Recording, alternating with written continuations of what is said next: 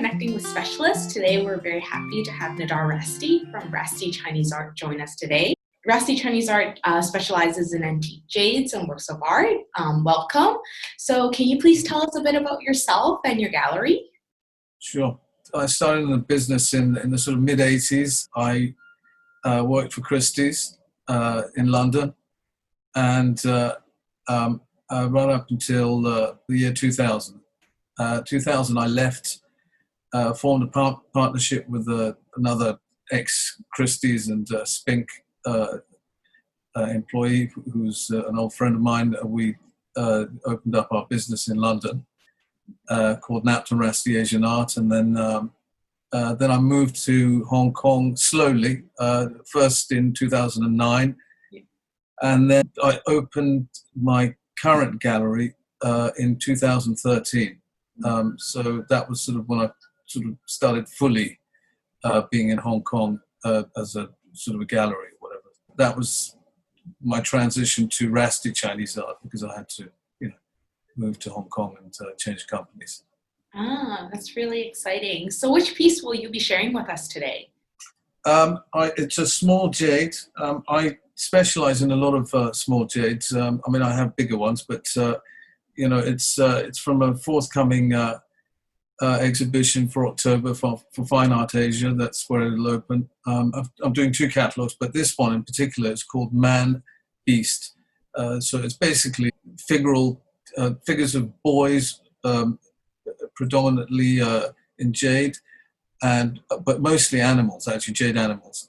So there's 40 pieces in the exhibition, and one of the highlights is this Sung to Jin white and black jade boy playing blind man's buff.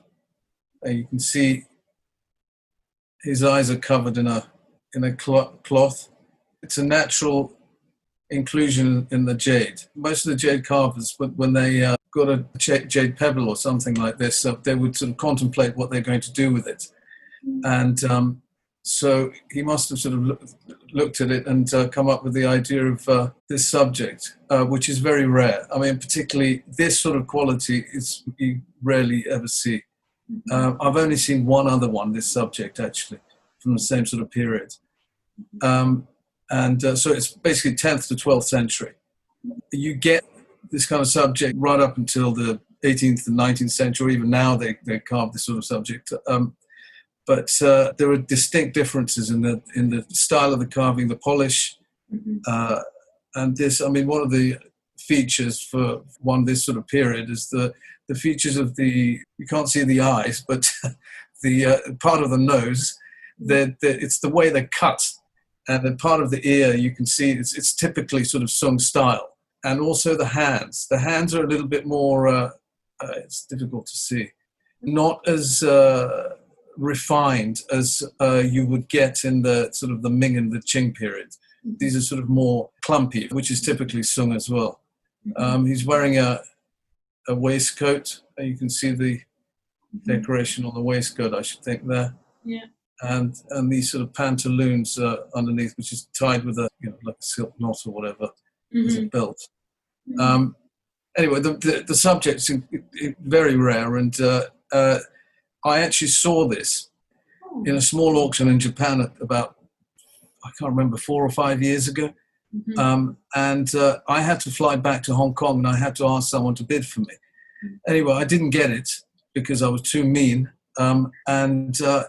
Anyway, about 6 months later, or I don't know, a year later or something like that, it appeared at a major auction. And I ended up buying it anyway at a lot more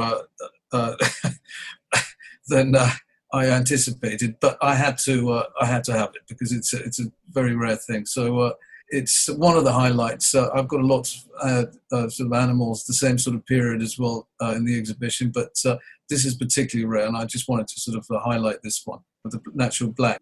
It's rare to see. Yeah.